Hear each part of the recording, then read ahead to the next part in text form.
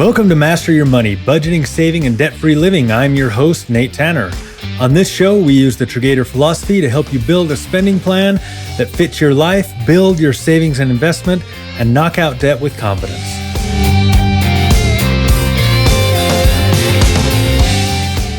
And today we're heading into the land of pencils, polos, and panic. That's right, back to school season is right around the corner.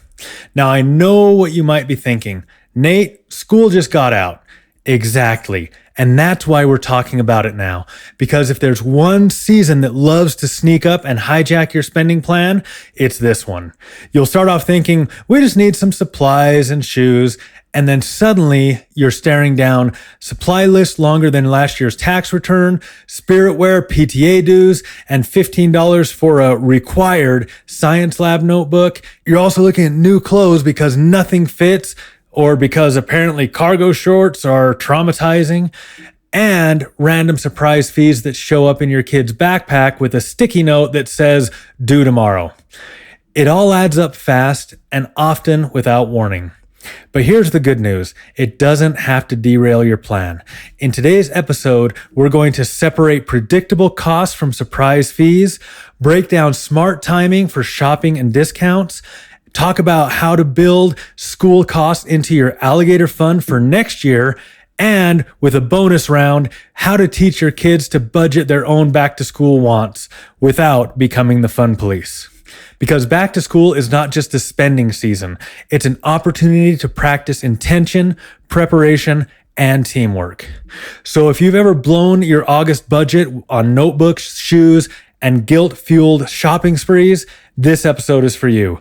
Let's ditch the panic, let's plan ahead, and let's make this back-to-school season the most intentional one yet. Let's get into it. Back-to-school budget trap. Why this season wrecks so many plans. Let's talk about a season that sneaks up, hijacks your spending plan, and somehow feels urgent and disorganized at the same time. Back to school. You'd think we'd see it coming. It happens every year. And yet, the surprise is real. It starts off simple enough. We just need a few supplies. They outgrew their shoes. The teacher requested tissues and dry erase markers. Then, suddenly, bam, you're $487 in. It's not even August 15th, and your kid just handed you a fundraiser packet and a permission slip for a field trip that costs $40 and requires a sack lunch with nothing processed. Predictable versus surprise costs. Here's where it gets tricky. Most families plan for the obvious stuff: notebooks, pencils, backpacks, clothes, and shoes. But here's what really busts the budget: athletic fees, band fees, art fees, locker fees, PTA dues, and suggested donations, yearbooks, class shirts, and Spirit Week surprises, tech supplies like headphones or special calculators, parking passes or ID replacements. Yes, those get charged. And none of it shows up until you're already juggling summer camp costs, travel, and the back half of your vacation budget. It's a 1-2 punch of bad timing and vague expectations. You go from, we've got a plan, to, how did this happen? In about 36 hours. Real numbers, real strain. Let's put some numbers behind it. According to the National Retail Federation, the average U.S. household spent $890 on back-to-school shopping in 2024. That's up nearly 24% from 5 years prior. And over half of parents surveyed said that they had to cut back on other expenses or dip into savings just to cover school costs. Here's the kicker. Those averages don't even include things like extracurricular or fall sports gear. That's a whole separate category of surprise alligators. And if you're not planning for those, they're going to sink your triangle. Meet the back-to-school alligators. Let's bring in our favorite metaphor. These surprise expenses, they're alligators. They're not emergencies. They're not random. They're seasonal, predictable, and bite hard when they're ignored. Here's what typically shows up during back to school and should absolutely live in your Alligator Fund. Uniforms or dress code specific items, club and sports dues, supply restocks midway through the year, pitcher packages, fundraisers because you will be asked, replacement supplies by October because, hey, I lost my binder, can I get a new one? When you plan for these ahead of time, they lose their teeth. When you don't, they chomp straight through your spending plan. Let me tell you a story about Beth. As always, the names have been changed to protect the innocent. Beth was feeling pretty good heading into back to school season. She had a simple list. Backpack, check. Supplies, check. New sneakers, check. She even thought ahead, thinking last year was about $250 for her daughter. She had set aside that amount. Responsible, right? But 2 weeks into the school year, the real costs started rolling in. You see, Beth had forgotten something. Her daughter was moving from elementary to middle school, which meant new teachers, new building, and a whole new category of budget ambush. Suddenly, there were $40 activity fees, plural because apparently everything is an activity now. $28 technology support contribution for the Chromebook she wasn't allowed to touch. $15 for the school-branded PE uniform, a classic t-shirt, a locker shelf, and a band rental fee for the clarinet that her daughter just decided she wanted to play last Tuesday. Then came the science field trip, $65 for admission, $10 for optional lunch, and a pair of closed-toed shoes because Crocs don't count, Mom. By mid-September, Beth had already spent nearly $500, and picture day hadn't even happened yet. She wasn't being reckless. She wasn't overspending on junk. She had just been ambushed by some predictable surprises. What started out as a confident $250 plan doubled faster than a Target receipt. And now Beth was juggling transfers, robbing the grocery fund, and asking herself, did I seriously just spend $78 at Staples and still forgot glue sticks? That's what happens when we have unassigned school alligators. They don't show up all at once. They crawl in quietly, $12 here, $40 there, until your triangle's drained and your plan is bleeding from the paper cut of a field trip form. Beth didn't need more money. She needed more margin and a better map. Here's the good news. This year, Beth is ready. As soon as those surprise alligators popped up last back to school season, now she adjusted her Alligator Fund, upping it to her new goal amount plus a little extra for good measure. Now, she's walking into back to school with a fully funded plan. No panic, no last minute scrambles. Here's a bonus win. Now that she knows the transition from elementary school to middle school comes with a budget bump, she's not only prepped for her daughter, she already is planning ahead for her son's future move, and she's anticipating the jump when they move from middle to high school. Beth didn't just survive last year, she leveled up. And that's what we're building in this episode, a way to plan for school the way it actually happens. The guilt spending spiral. Let's get real for a second. Back to school doesn't just strain your finances. It plays hardball with your emotions. You want your kid to fit in. You want them to feel prepared. You don't want to be the only parent who didn't send extra supplies or can't afford the new Nike hoodie everyone is wearing. And before you know it, your spending goes from a place of guilt, not guidance. This is exactly how budgets fall apart, not because you didn't care, but because you cared a lot, and you didn't have a plan to support your values. The Triggator triangle gets derailed. When these expenses hit and you haven't planned for them, here's what happens. The budget side takes a hit because you're robbing other categories. Savings side gets paused because you maybe skip that transfer to cover just this once. Your debt payoff, it can get completely stalled. You don't just overspend, you lose momentum. And that is where stress creeps in. But here is the good news. You can beat this. You can prepare for it. You can build it right into your plan without the panic. And that's your takeaway. When something unexpected bites, you don't just react, you assign it next time. Because as the great Jim Rohn once said, if you don't design your own life plan, chances are you'll fall into someone else's plan. And guess what they have planned for you? Not much. So let's design your plan on purpose. In the next section, we'll break down exactly how to time your purchases, assign your Alligator Fund the smart way, and build a back-to-school strategy that works with your paycheck flow, not against it. The SMART strategy, how to budget for back to school without the chaos. Now that we've talked about how the back to school season can sneak up and take a bite out of your budget, let's flip the script because it doesn't have to be chaotic.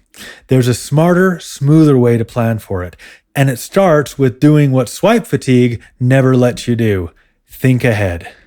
Let's walk through how to use your paycheck rhythm, your spending plan, and yes, your trusty Alligator Fund to take the stress out of back to school before it even starts. Step 1, map the known expense. Start with what you do know. Every school year includes predictable expenses, even if the numbers may vary. Supplies, clothes and shoes, activity or registration fees, technology contributions, aka Chromebook taxes, class t-shirts, planners, locker fees, fall sports, or club fees. Write them down. Look back at last year's receipts if you still have them. Ask yourself, what did I spend? What surprised me? What should I expect again? If your kid's moving schools, elementary to middle or middle to high, assume the costs will go up. New transitions equals new alligators. Total it up, round up, and give that number a name in your Alligator Fund. Back to school alligator, dollar amount. Even if you can't fund it all in once, clarity gives you direction. Step 2, assign it over time, paycheck style. Now that you know what you'll need, break it down. Let's say your back to school alligator total is $600 and you have 6 paychecks between now and mid-August. That's $100 per check. Can't do $100? No problem. Do $60 and cover the rest with maybe a summer side hustle, a bonus, or by cutting out an old hijacker. The goal is to spread the cost out, not hit it all at once.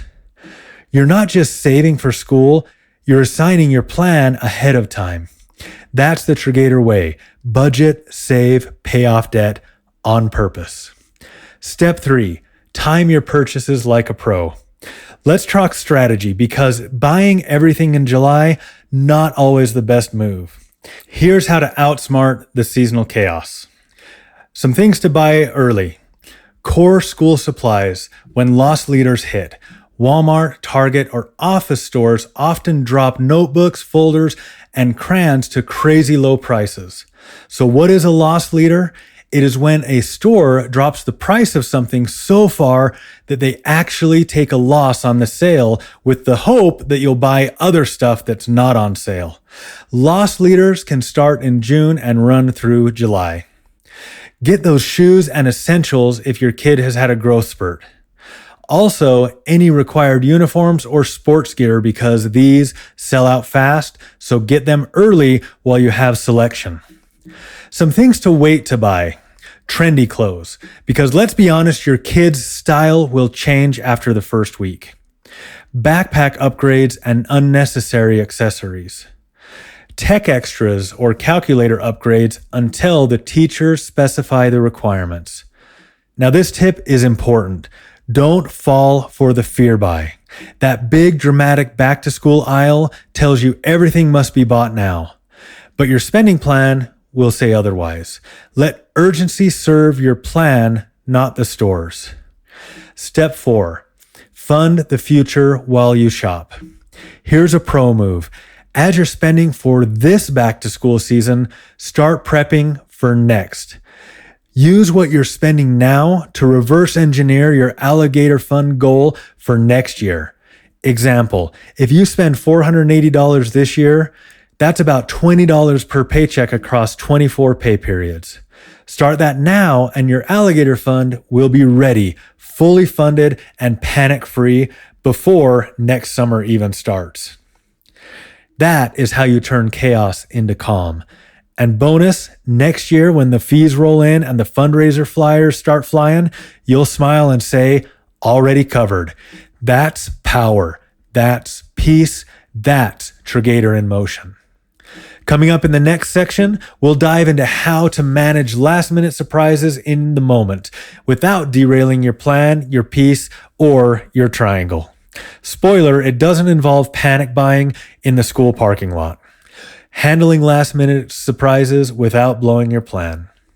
Let's face it, even with a solid spending plan, a well-fed alligator fund, back to school still throws you curveballs. You thought you were done, and then suddenly you're not. The form comes home crumpled in a backpack. The group text says, we all chipped in $10. The teacher sends a message, we need 3 more kids to bring snacks for Friday. And just like that, you're faced with one of the most common financial stress triggers, the unexpected but kind of expected last-minute expense. So let's talk about how to handle these real-life moments without breaking your plan or your peace. Step 1, default to the Alligator Fund. If you've been using the Triggator method for a while, this is where it shines. Your Alligator Fund is your defense against these sneak attacks. When you get that surprise $35 field trip form or $12 for the class pizza party, you don't panic, you pull them from the fund. You've already planned for the unplanned. Think of it like emergency snack money for your budget. Not an emergency in the fear sense, but in the this wasn't on the main list, but it's not shocking sense. And if you don't have an alligator fund yet, that's okay. Now's the perfect time to start. Step 2, resist the guilt swipe. Let's be honest for a second. Most last-minute school spending isn't about the money. It's about the emotion. You feel pressure. You feel embarrassed being the only parent who didn't Venmo. You feel bad that your kid is the only one without that trendy water bottle or that $30 school dance ticket. That's when the swipe happens. You tell yourself, it's just this once, or I'll make it up later. But swipe guilt leads to budget drift. Budget drift leads to missed goals, and a missed goal leads to frustration and burnout.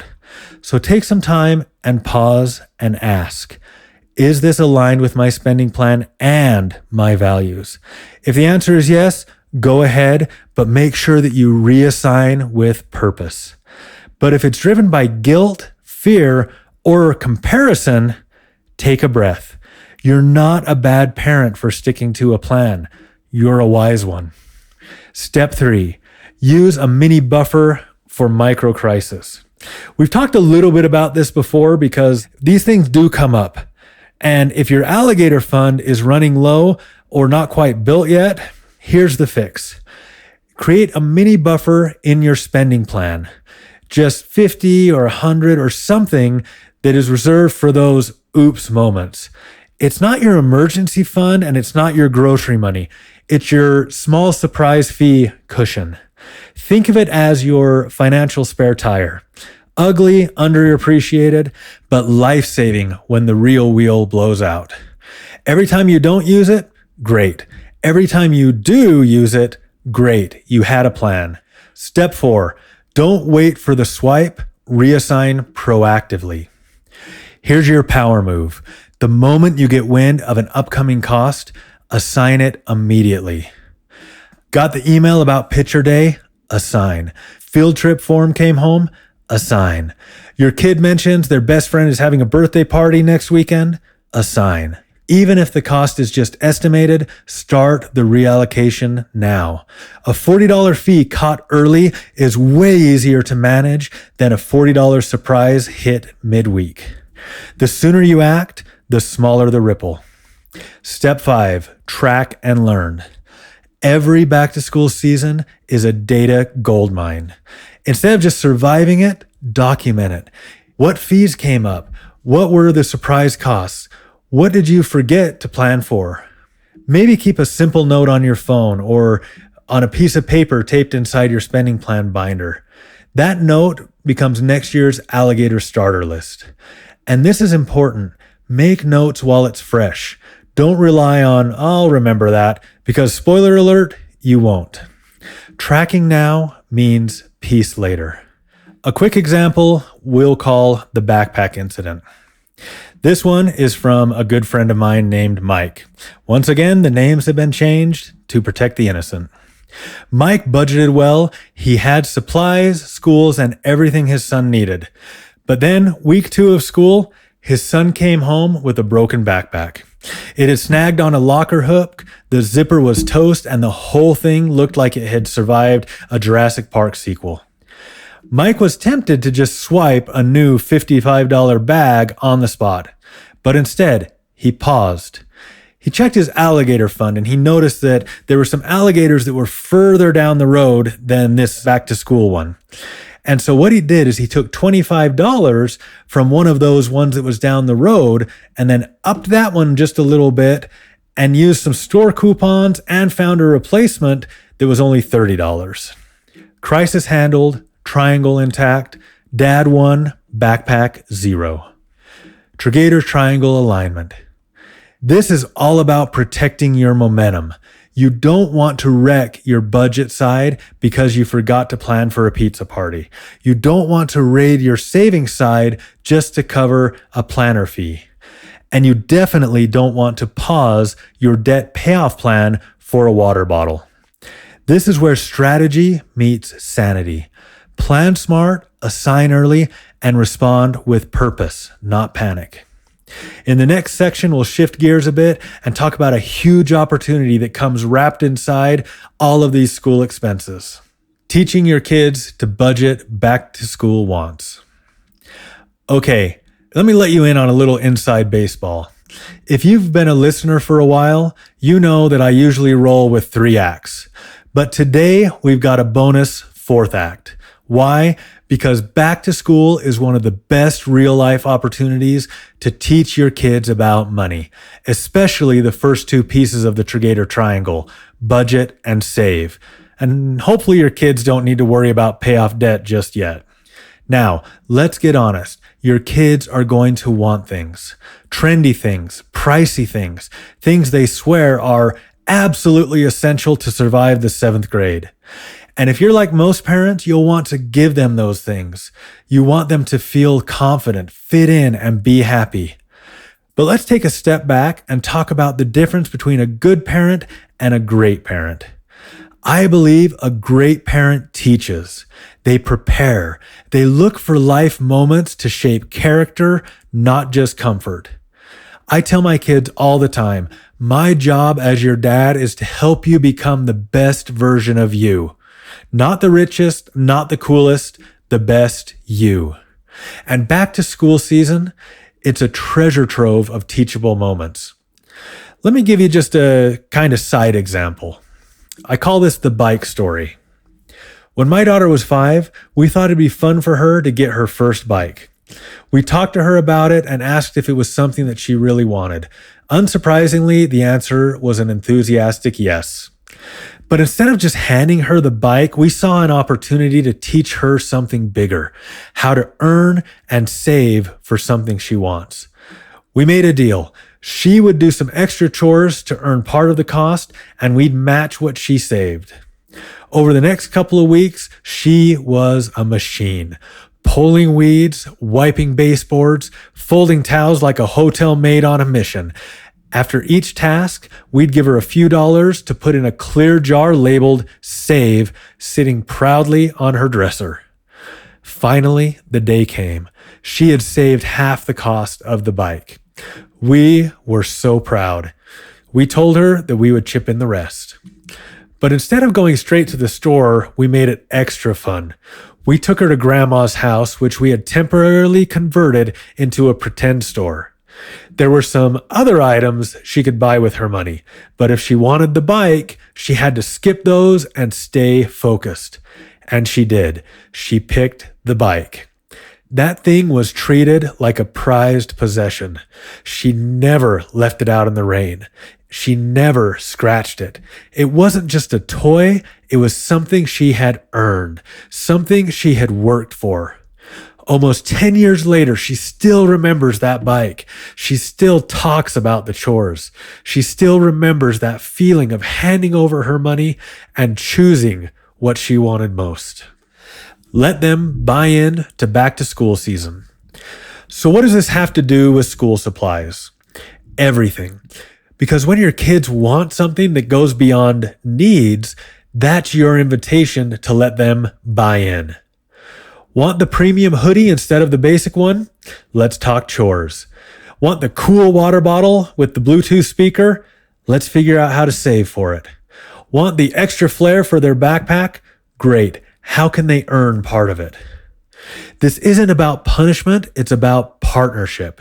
You're showing them that money isn't just something their parents have or don't have, it's something we steward. And when kids have skin in the game, they treat their stuff differently. They learn what value feels like. They learn that choices have costs. And they start building their own version of the Triggator triangle before they even know what that means. Keep it simple, make it fun. Here are a few quick ideas to bring this to life. Create a back-to-school earn and buy board. List a few items they want and brainstorm together how they can earn part of the cost. Turn it into a store day. Just like grandma's house, let them shop at a mock setup with funny options and real consequences. Use physical cash and a clear jar so that they can see their savings grow. Celebrate the buy.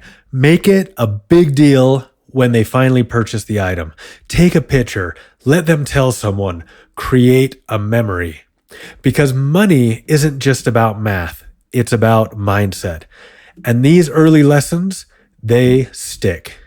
Your kids won't remember every pencil you bought for them, but they'll remember how they felt to earn, save, and choose something they truly wanted. Ready for your challenge? Here we go. Today's challenge is simple and powerful. Get prepared for back to school. If you don't have an Alligator Fund yet, start one. Even if it's just $20, give those future alligators a name and a job. If you already have one, check in. Is it up to date? Does it cover last year's oops moments plus new school year realities? Adjust and assign. Make it part of your plan now so that you're not scrambling in August. And as Captain Picard would say, make it so, number one. Here's a quick bonus challenge. Teach the want lesson. Do you have a kid asking for something shiny and absolutely essential for back to school? Turn it into a teachable moment. Help them create an earn and save plan. Assign it to something they truly value. Make it fun and celebrate the moment when they reach their goal. Because buying something is good, learning how to earn it, that's legendary. Do you have a creative way that your kid earned their back to school wants? Or a surprise fee you finally conquered with your Alligator Fund? Let me hear about it. Email me at podcast@Triggator.com or DM me on social media at Triggator on Instagram, Facebook, or X. While you're on social media, be sure you give us a follow. You share the story, we'll share the love, and maybe some laughs. If this episode helped you feel more calm, confident, or just better prepared for the school supply ambush, follow the show so that you never miss a Triangle-powered episode. Leave a review, especially if you've ever screamed into a receipt from Staples. Share this with a friend who's gearing up for back-to-school chaos without a plan. Let's help each other master our money and start the school year already winning. Next episode, we're going to go back to some home buying. We're going to talk about how the market is wild, interest rates are high, inventory low, and social media, it makes you feel like everyone's buying a house or upgrading to one with an open concept kitchen and a swing set out back.